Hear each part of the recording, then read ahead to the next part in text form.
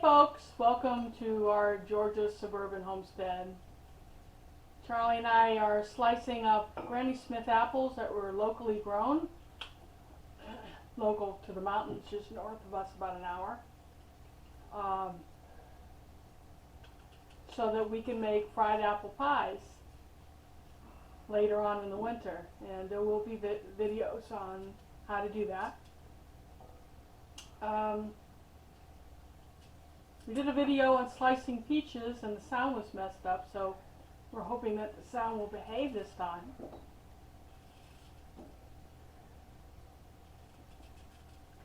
And this is our September giveaway contest. So listen to the end of the video in order to find out what the question will be, so that you can be put into the drawing for, what shall we give? I don't know. More seed. Everybody needs seed. Everybody needs seed. We've got plenty to give away. So keep listening. You have any stories, Daddy, that revolve around your memories as a kid? Doing apples? Doing apples? We always made dried apples, and Mother would make fried apple pies in the winter.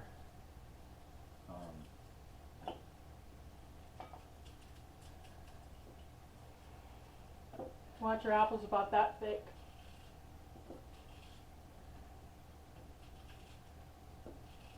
And you rehydrate them with some apple juice.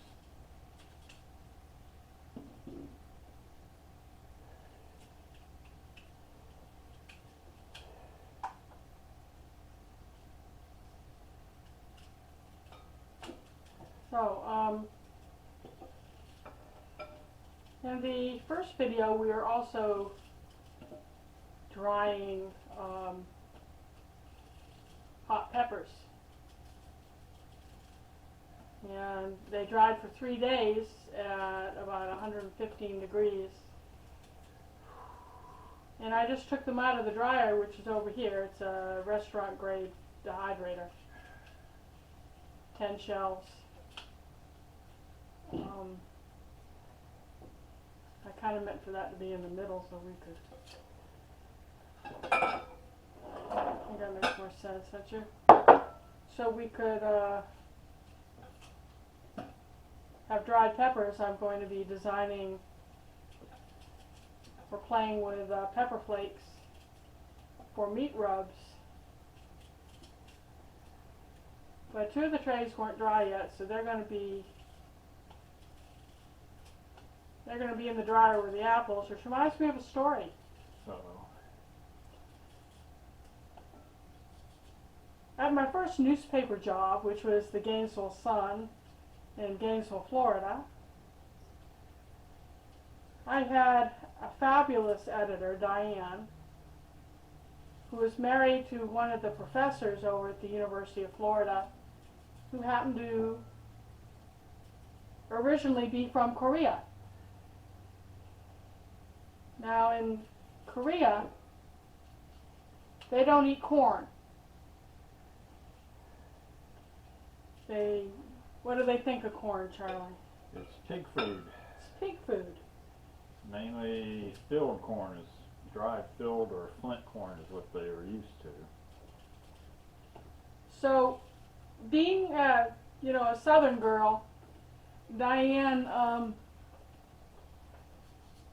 kind of missed her corn on the cob, and when she learned that we grew, we're growing bread and butter corn or I sweet like corn Silver Queen.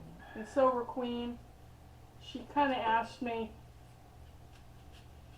And by the way, she's one of the best editors I ever had. It's for the New York Times newspaper chain, actually. But anyway, I digress. Could we bring her some corn? Now, we had put up frozen quite a bit of corn in the chest freezer, and in plastic freezer bags. And we had also been growing habanero peppers. I had a nice habanero pepper bush that was about 6 feet tall. It's huge. Loaded with peppers, so more than we could use. So we put those in freezer bags in the same freezer next to the corn. So I brought Diane a bag of corn, and she comes to work a few days later and she says, "Lisa, what did you do to that corn? It was so hot and so spicy, I couldn't eat it, but my husband loves it. He wants more." And every year after that, we had to freeze some corn with habanero peppers just for Paul. And that's when we learned that flavors do cross plastic barriers. Sometimes with good results, sometimes without. And since we were drying some of the world's hottest peppers actually below the sliced peaches, I was kind of afraid that they were going to transfer that heat that way. But I tasted a few of the dried peaches when we took them out. They were really good. And there wasn't any heat. I should probably have Charlie taste it though, because I eat and enjoy really hot stuff and he doesn't. Whenever I cook something and put a chunk of hot pepper in it, somehow he gets it on his plate and gets into his mouth. It's kind of a cosmic joke, I guess. So we're going to put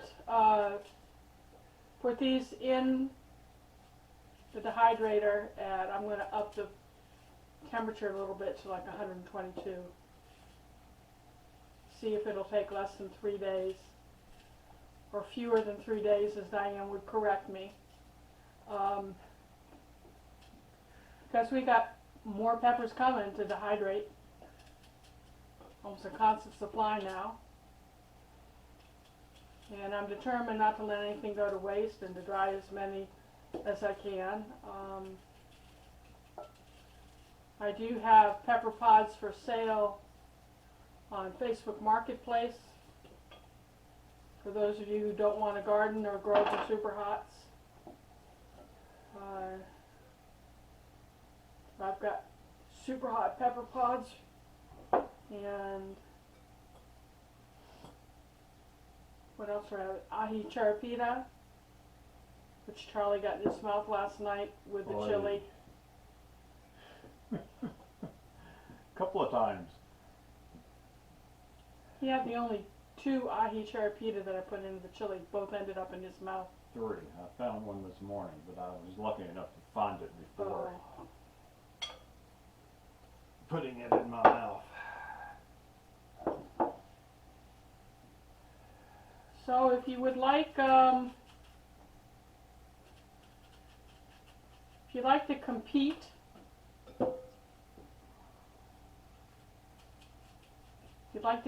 for some seeds,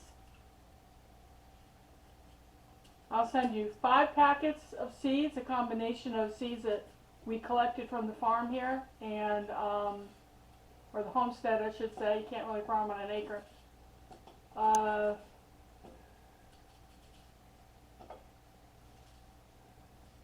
At the very end of the video, I'll tell you what you're going to need to remember from the video to win. And I'll give 5 prizes of 5 packets of seed. I will ask you to choose, do you want something you can plant and grow over the winter, or do you want something for early spring, which is basically the same thing. Hey, Gigi. Our kitty coming. Yes. Oh, wow, Gigi, that's Angel. So if you're going to participate, good luck, hang around just a few minutes, and I'll tell you what you need to recite for me.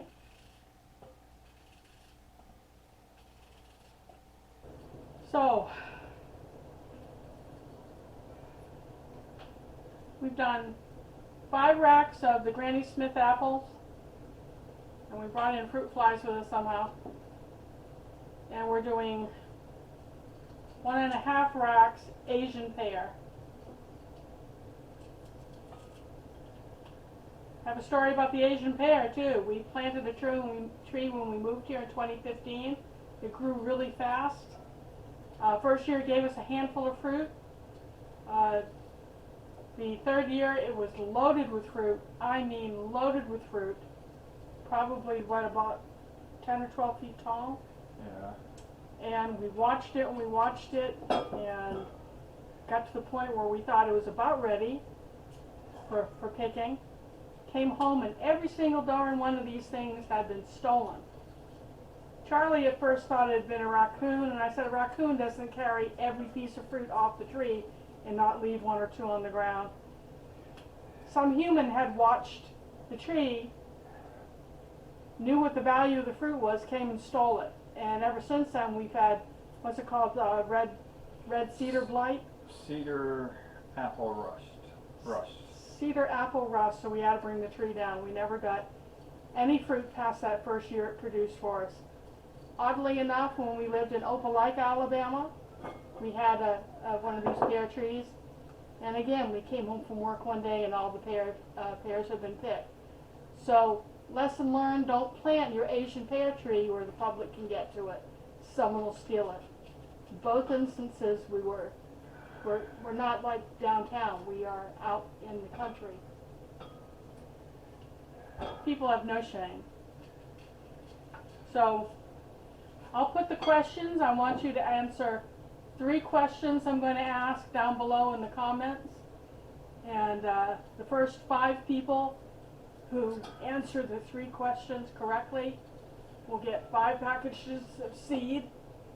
And I'll notify you how to collect your prize. And then I'll do a bonus prize for 2 more people with a bonus question that I'll type in down below as well. So if you answer the first 3, leave 2 for someone else to answer. So I'll have 7 people total with gifts. So if you like the content so far, please give me a thumbs up. Hit that black bell when you subscribe, and we'll see you next time. Bye.